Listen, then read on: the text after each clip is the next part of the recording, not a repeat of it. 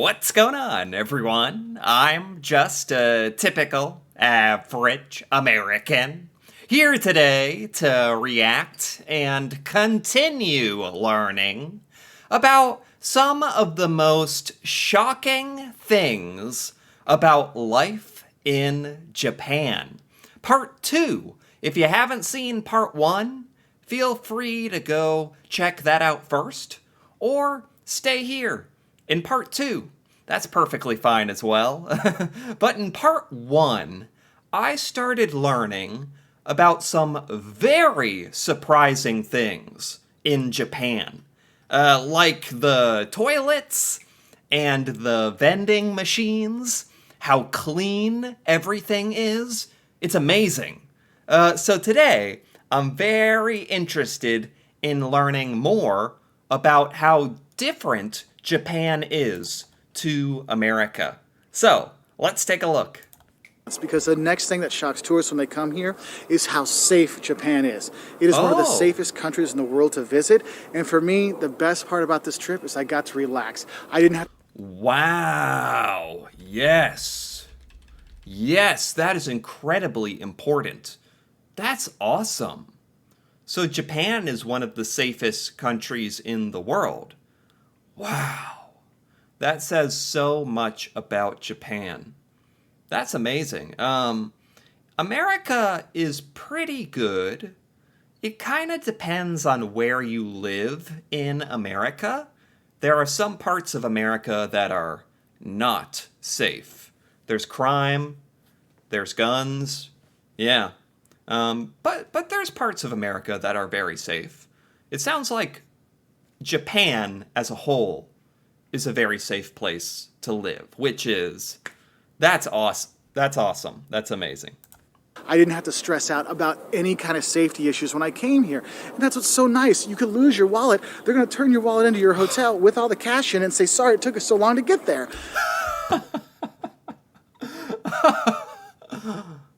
Are you kidding me?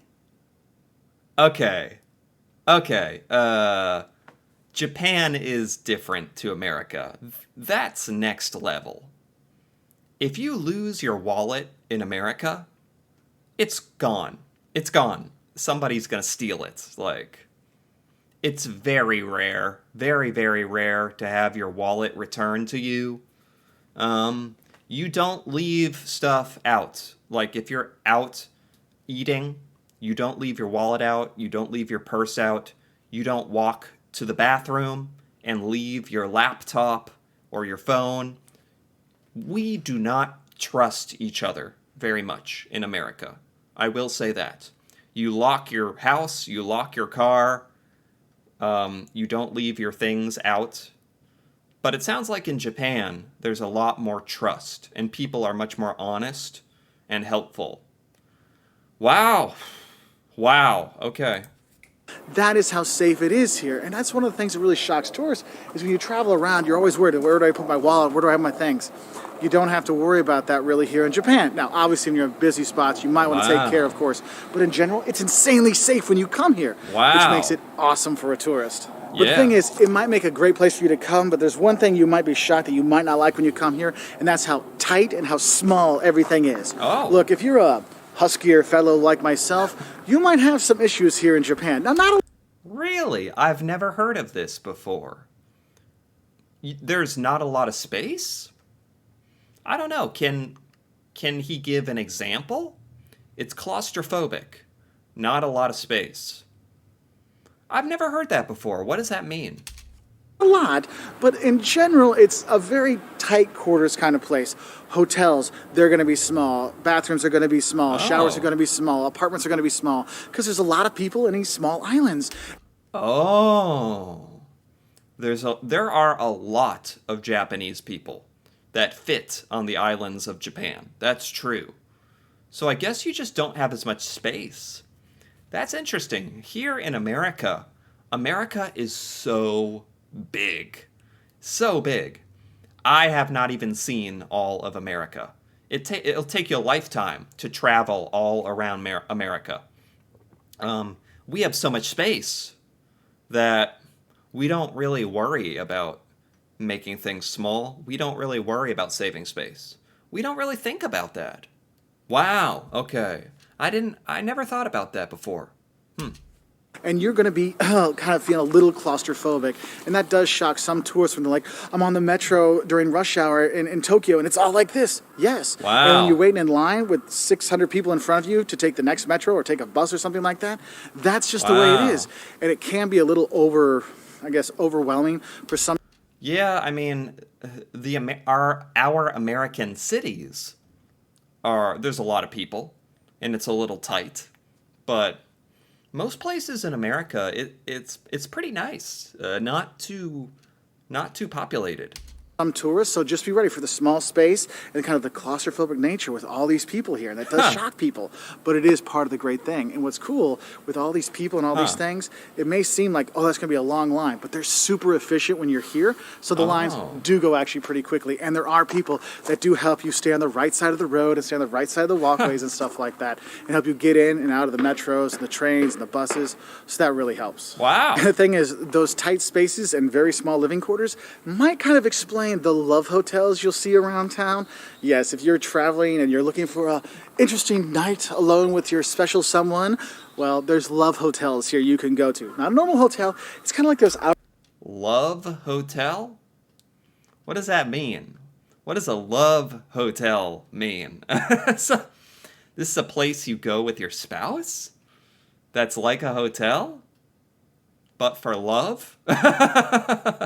Okay. Hourly rate places, but you can get it with a theme, okay? So just FYI for that one. Okay. Now, there are some other smaller shocks you will see here. Is one, you'll see all these signs saying no smoking on the streets. Yes, you can get fined for smoking on the streets here. Also, you might be shocked to know that it's not cool to eat while you're walking. What? Whoa, what? So, you can't smoke on the streets. Where do you smoke? There's a lot of Americans who smoke. It's pretty popular. Or use vapes. But you can smoke like pretty much anywhere outside in America. So this is kind of shocking to me. I mean, I guess it's nice because you're really putting in a lot of consideration for non-smoking people who don't want to be near the smoke. That's nice. And what did he say? You can't walk and eat as well? So make sure you stop, sit down and eat that way. Don't walk and eat or walk and drink. Totally not cool. Another shock that you might not like or you might seem strange is how uncool and unpolite or impolite it is to sneeze or blow your nose in public. We were at the zoo in Tokyo and this girl... Japan has all these sort of rules, customs, behaviors that you have to know to be a part of Japanese society. Very, very different. No smoking, no eating while walking, no sneezing. See, in America, I guess we just don't care. We don't have so many rules. We just don't care about a lot of this stuff. That's an interesting difference, though. Girl was next to us, and her face goes, and you could tell she was about to sneeze, and she covered her nose and ran out of the zoo so she didn't sneeze in front of her friends, okay? So just have an FYI for that one. Really? Another thing that might shock you when you come here is your waiter will bring you your bill, but he won't take your money. Look, in Japan, you don't pay your waiter. You don't tip your waiter either. What you do is when you're done eating, you take your bill up to the cashier that's at the door when you're walking out, and you pay there. So What? This is everywhere in Japan is like this? Is this true? You don't pay your waiter. You take your receipt to the front door and pay somebody there? Really? You know, I've never experienced that. That would be very strange in America. In America, you get the receipt, the bill at your table, and you actually give your money or your credit card to the waiter, and they take it and go pay for your meal. So this is a very interesting difference. I never knew that. That's kind of a random difference. So don't be shocked if they don't take your money. They just point up to the front. You go up there and pay there, okay? Now, another thing that might shock you is when you look on your tourist map and you're looking for temples like this to go see, and there's different signs, the cross for the church and the municipal building, and then you'll see a swastika. And my son, my 11-year-old son, he saw this. He goes, Dad, why is there a Nazi symbol here? Wow. Yeah. In America, that's a Nazi symbol. And that is absolutely forbidden. This symbol is absolutely forbidden in America. Does this mean something else in Japan? Look, it's not a Nazi symbol. It's a good luck charm. It's a sign of hope and good luck and good fortune. And people get kind of shocked when they see that. And look, it's not Nazi stuff. That's just a symbol they have here, okay? Oh, in Japan, it means good luck. It's just a symbol that has a different meaning. Wow. I had no idea. Wow. That's a big one. There's a lot of stuff here that Americans who visit Japan would be shocked by. I would be shocked if I saw this symbol or had to pay for my food at the front instead of at the table. There's all these little things that are very, very different that I've never heard of. Most Americans have never heard of this. And kind of going along with those shocks that you see, because you look on your map, you'll see so many of them, is the how many temples there are here. And you might actually get temple burnout in some way. This is all throughout the country. You have beautiful temples like this. This is beautiful. So there's a lot of Japanese temples. What are these temples for? What is their meaning? Because we don't have anything like this in America. This temple is just an everyday temple. This isn't one of the fancy 17 UNESCO World Heritage Sites here in Kyoto. I'm filming here because, look, there's no tourists around. Because it's just another random temple, and you have these fantastic temples all throughout the country. Wow. Palaces and fortresses and stuff like that. Yeah, they're absolutely beautiful. The architecture is very unique, very Japanese. What is the meaning of all these temples, though? They're just amazing to see. So make sure you take the time to go and explore them. And believe me, there might be a small one near your hotel or big ones outside of towns or in the mountains. Take the time to go explore. That's and cool. Talking about those mountains, the next thing that shocks people when they come here is the majestic beauty of the landscape in Japan. Yes, when you take that train from Tokyo to Kyoto, you'll turn and see Mount Fuji. And you're like, oh my God, it's Mount Fuji. Oh my gosh, there's a crane. Is that a crane? A bird? A crane in the river? Oh my, yeah. I'll be honest, most Americans have no idea what Japan looks like. I have no idea what the geography is like. I know it's beautiful, but a lot of the beauty of Japan is kind of shocking for Americans because we don't ever really see pictures or video of Japan. Fuji. It's just like in the pictures. Yes, it is so cool to see that. But it's not just Mount Fuji. It's walking through the bamboo forest, seeing the leaves change. We're here in the fall watching the leaves change. It's gorgeous. We're coming in the springtime when the cherry blossoms are blooming. Oh my God, it is just gorgeous because Japan has the history and the culture and the world culture and amazing artwork. Yeah, I think Japan is really, really underrated. The natural beauty of Japan, really underrated. So it has the natural beauty and natural artwork that you're going to see, and these two things combined makes it a fantastic place for tourists to go. Oh, you have a rail? You have like a Japan rail, like a train, to explore Japan. That's great. In America, we don't really have a good transport system, actually. So this is great. So another thing that might shock you when you come here is when you go to the onsen or the spas when you come here. Now, first thing that might shock you is, yes, you have to go au natural, naked when you go into those. Now, they're split sexes, male, female, okay? Oh. But what might shock you is they give you two towels, a big towel and a little towel. And you think, oh, I'll take the big towel in when I go in to keep my privacy and stuff like that. Oh, no. That one's for later. So we're talking about hot springs? Like water that you bathe in? You have to be naked? Is it normal to be naked? We don't have hot springs in America, so there's really no protocol for this. You take the little towel with you. You think, oh, well, I guess I'll just hold it here and cover my bits. Oh, no, that's on that towel as well. That towel is actually for your head, okay? So don't be shocked about being naked with your Japanese friends, because it's just another way you're going to have a good time with them when you are here. And that leads us into the last thing you're going to love, and that is the Japanese people. They're friendly, they're helpful, they're kind. They'll do what they can to help you and show you the right way, even if they don't speak English. And That's amazing. That's awesome. So the final thing on this list is just how nice Japanese people are. And I can tell from the Japanese culture and some of the customs, and I can tell Japan is a really wonderful place.